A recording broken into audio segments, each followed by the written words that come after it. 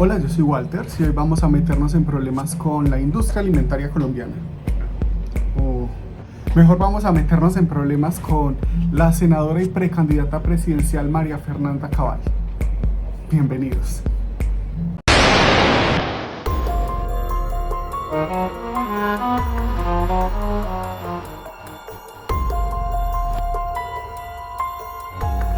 Bueno, primero imaginémonos esta escena por la que yo creo que todos hemos pasado. Y es que estamos en el pasillo del supermercado, del D1 o alguna tienda de barrio, tratando de decidir qué producto vamos a comprar. Y hay docenas de opciones de colores y solo tenemos como escasos momentos para decidirnos qué agarrar de cada pasillo. Pero en Colombia desde hace un tiempo hay una guía visual muy clara en muchos empaques que son unos sellos octagonales que casi que nos gritan atención. Y no son una sugerencia, no son una recomendación, son una obligación legal en Colombia. Y lo que vamos a hacer es, vamos a meternos de lleno a analizar ese sistema, lo que muchos conocen como la ley de comida chatarra, y sobre todo esas resoluciones que le han dado dientes a esta normativa. Primero vamos a desmenuzar cómo funciona ese sistema de etiquetado, qué impacto está teniendo realmente en las góndolas, en las decisiones de compra y sobre todo la pregunta del millón. ¿Quiénes están ganando y quiénes están perdiendo en este nuevo escenario? Y para eso vamos a basarnos en los textos de las leyes y en el análisis del mercado y claro, en las declaraciones públicas de los actores que están involucrados. Entonces, bueno, ¿de dónde sale todo esto? Para entender un terremoto, primero hay que entender la falla geológica. Entonces, ¿es una ley o es un paquete de reglas? Y en realidad es un combo de normas clave para distinguirlas. Empecemos primero por la ley 2120 del 2021. Pensemos en ella como esa ley que establece esa obligación general, el mandato macro, digamos. Si un producto excede ciertos niveles de nutrientes que se consideran críticos, esto va a llevar a que tenga un sello de advertencia en la parte delantera del paquete y punto. O sea, la ley es el gran titular y la letra pequeña es la que le da como esa fuerza. Y lo vamos a ver, que es la ley, la resolución 2492 del Ministerio de Salud. Esta es la que define con precisión, una precisión casi quirúrgica, cuáles son los sellos, cuál es la forma octagonal, el fondo negro, las letras blancas, el tamaño exacto que debe tener, todo y lo más importante, los límites numéricos que activan la advertencia. Sin esta resolución, la ley sería solo una declaración de buenas intenciones. Hablamos de estos sellos, cuáles son exactamente lo que la gente está viendo en los productos, que en realidad son solo 5 y son brutalmente directos. Esta norma no usa eufemismos, son exceso de sodio, exceso de azúcares, exceso de grasas saturadas, exceso de grasas trans y uno que es muy interesante estratégicamente, uno del que seguro hablaremos más, y es el sello de contiene edulcorantes. Pero detengámonos un momento. Una pregunta fundamental por aquí y que puede haber mucha confusión es si esto aplica para todo lo que comemos. Una bolsa, por ejemplo, de mangos deshidratados sin nada más, por ejemplo, podría llevar un sello por el azúcar de la propia fruta. Y la respuesta es que no. Y esa es una distinción central. La norma aplica específicamente a productos alimenticios procesados o ultraprocesados, que están envasados y a los que se les ha añadido algo, y esa es una palabra clave, se les ha añadido. No penaliza el azúcar que viene naturalmente en la fruta o la grasa natural de un lácteo. Se regula lo que la industria le agrega durante el proceso de fabricación. Entonces el foco está en la intervención industrial. Ahora, aquí es donde se pone realmente interesante el asunto. Hablemos de los umbrales. ¿Qué tan fácil es para un producto ganarse uno de estos sellos negros? Pues vemos que son bastante estrictos y esa fue una de las grandes batallas durante la reglamentación. Acá dos de los ejemplos más comunes. Para azúcares y para grasas saturadas, el criterio es el mismo. El 10% o más de la energía total que aporta el producto viene de azúcares añadidos o de grasas saturadas respectivamente. Entonces, lleva sello. El 10% de la energía total, en realidad eso suena a muchísimos productos que uno consideraría que son normales o incluso que son ligeros, que caerían en esa categoría, digamos, de saludables. Y estoy pensando, por ejemplo, en un cereal para el desayuno, una barra de granola, un yogur de sabores. Exactamente ahí es donde está el poder de esta norma. Revela la composición real de muchos productos que a través del marketing habían sido o se habían construido esta imagen de ser saludables. Y es el caso de los edulcorantes. La regla todavía es más tajante. Si le añades cualquier cantidad, por mínima que sea, de un edulcorante no calórico, tienes que declararlo con el sello de contiene edulcorantes y no hay umbral. Esa presencia o ausencia y es un efecto potentísimo, casi un jaque mate al marketing de bienestar. Si un producto lleva uno o más sellos, la ley le prohíbe usar en su publicidad o en su empaque lo que se puede llamar como declaraciones de propiedades nutricionales o de salud. Aterricemos.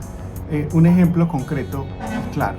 Imagina un cereal para niños que antes tenía en su caja un animal musculoso que dice te da energía y un letrero enorme que dice fuente de fibras y vitaminas. Bueno, si ahora ese mismo cereal por su contenido de azúcares lleva un sello de exceso de azúcares, todos esos mensajes del marketing quedan prohibidos. No más animal fuerte y musculoso, no más fuente de fibra. El sello negro anula y silencia todas esas otras promesas que tiene el producto, le quita su principal herramienta de venta, entendiendo que hubo un momento clave, que es una especie de día D para implementar esta ley. ¿A qué me refiero con esto? Es que pasó exactamente el día 15 de junio del 2024 fue como ese punto de no retorno. A partir de esa fecha, la norma fue súper clara, súper estricta. Todos los alimentos y bebidas envasadas que estuvieran en el mercado, en cualquier tienda, supermercado, bodega del país, lo que sea, si no cumplían con el nuevo etiquetado, debían ser retirados. O sea, no era una regla solo para los productos nuevos, afectaba todo el inventario existente, sin importar cuándo fueron fabricados, y eso convirtió el cumplimiento en un riesgo comercial masivo, inmediato y directo. Entonces, imagina el pánico. No es que no pudieras fabricar más sin los sellos, es que tu producto, que ya estaba en las góndolas, que ya estaba en las bodegas de tus distribuidores, se volvía ilegal de la noche a la mañana. Entonces, o te adaptabas o tu producto no podía legalmente estar a la venta. Fue una presión enorme. Entonces, si ponemos todo esto sobre la mesa, la regulación, el marketing, la fecha límite, eso significa en la práctica ver cómo las empresas se tenían que actualizar o morir. Entonces fue ver a empresas como Colombina, Postobón, cómo convirtieron esto de alguna manera en una ventaja competitiva. Pero esto no puede ser solo una historia donde todos ganan. Dentro del lado de la moneda tienen que haber personas para las que este cambio ha sido un terremoto, quienes están sintiendo más el golpe, y pues el panorama es bastante claro y podemos dividirlo en ganadores y perdedores. Del lado de los ganadores, y el más obvio, pues es el consumidor, que de repente gana con información más clara, rápida, fácil de procesar, en esos pocos segundos que tiene uno frente al estante o frente al vendedor. Cuando uno está con esa prisa de llevarse algo rápido, ves ese sello negro y es una señal de stop. Es instantáneo. Yo no le voy a dar a mis hijos algo que tiene un exceso de azúcar, es un exceso de sodio. Entonces no tienes que sacar la lupa para leer esa tabla nutricional que la verdad casi nadie entiende. Y la evidencia respalda que la gente realmente cambia su comportamiento de compra si de por medio hay un sello como estos. Está la evidencia de Chile, que fue pionero en la región, y los estudios preliminares en Colombia también muestran que los sellos efectivamente reducen la intención y la compra efectiva de productos con estos perfiles nutricionales. No eliminan el consumo, claro, pero sí lo desincentivan de forma medida. Y a largo plazo, por supuesto, el otro gran ganador es la salud pública. Y claro, las empresas que se adaptaron rápido o que ya venían trabajando en un portafolio más limpio, ellas deben estar viendo esta gran oportunidad de oro. Sin duda, quienes logran eliminar esos sellos de sus productos ganan en ventaja competitiva muy visible, como les decía, el caso de Colombina, de Postobón, de grandes empresas que pueden asumir muy rápidamente este tipo de desafíos. El producto sin sello ahora brilla en las góndolas, junto a uno que tiene sellos. La ventaja es enorme y los ejemplos son contundentes. Postobón, un gigante de las bebidas, reporta que el 99% de su volumen de ventas ya es reducido bajo o sin calorías. El 99%. Eso es una transformación brutal, es prácticamente todo su portafolio. Me pregunto cuánto invirtieron en I+D para lograr eso. Una inversión masiva, pero que ellos ven como una apuesta a futuro. Otro caso es el Grupo Nutresa. Su división de helado declaró públicamente que su objetivo estratégico es eliminar los sellos de sus helados mediante el I+D. Y he visto otros casos como el de Colombina, que les decía hace un momento. Colombina es increíble. Informaron que eliminaron 75 sellos de advertencia. 75, o sea, ¿de qué tipo de productos? Principalmente confitería y galletas, donde el azúcar es el gran reto. Lograr eso implica un desafío técnico enorme en términos de sabor, de textura. Por eso en su análisis Bancolombia citaba también a empresas como Yupi o Manitoba como compañías que llevaban la delantera. Y hay otro gran grupo de ganadores, digamos, de silenciosos, que son los proveedores de cumplimiento. Son laboratorios como SGS o Intertech, que hacen los análisis nutricionales, y las firmas de consultoría regulatoria como Brigar Castro, que para ellos una nueva regulación compleja significa un aumento directo en las demandas. O sea, les van a llegar más clientes. Ok, eso cubre el lado de los que se benefician. Ahora vamos a la otra cara de la moneda. ¿Quiénes tienen las de perder en este escenario? Son principalmente tres grupos. El primero, el más evidente, los fabricantes de ultraprocesados, cuyo modelo de negocio depende fuertemente de azúcares, sodio y grasas trans. Para ser atractivos, pierden por doble vía. Por un lado, la demanda de sus productos tiende a caer. Marcas icónicas, las que uno comía de niño, de repente se ven marcadas como productos no saludables y son un golpe durísimo a la marca. Y por otro lado, el costo. Cambiar es altísimo, el costo. Enfrentar costos en la reformulación, si quieren cambiar su producto, a veces es casi imposible sin cambiar realmente lo que la gente conoce de su producto, el sabor, la textura, además de todo el rediseño de empaques. El caso de Comestibles Rico, por sus marcas tan conocidas como Todo Rico, Super Ricas, que estuvo bajo escrutinio público por sus etiquetas, muestra la alta sensibilidad de este sector. Tiene un sentido, pero ok. Entendiendo esa división, pero pienso que una panadería de barrio que envasa sus galletas artesanales y ahora de repente se tiene que enfrentar a las mismas reglas que estas grandes empresas, no hay un riesgo de que la ley, hay un riesgo de que la ley termine perjudicando a estos actores pequeños. Y esto nos lleva al segundo grupo de perdedores, que son los pequeños y medianos productores, que se enfrentan a una desventaja relativa, que es el costo fijo de cumplir con la norma, pagar los análisis de laboratorio, para cada producto imprimir nuevos empaques. Eso pesa muchísimo en la estructura de costos de una multinacional. Ahora imagínense en estos pequeños empresarios. Si esto no se gestiona con políticas de apoyo, puede llevar a una mayor concentración del mercado, donde los grandes son los únicos que pueden competir. Y el tercer perdedor, si el sello contradice el mensaje del empaque, estamos hablando de la muerte de una categoría de marketing. Esas bebidas energéticas vitaminizadas, que en realidad estaban llenas de azúcar, pierden toda su razón de ser. Lo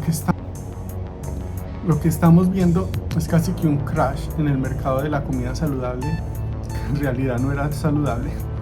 Todo ese valor construido por años en empaques verdes con palabras como natural, fit, casero, se puede evaporar por un simple octágono negro que contradice directamente el mensaje. El sello actúa como un ancla a la realidad. Pero a ver, hay una salida que parece obvia.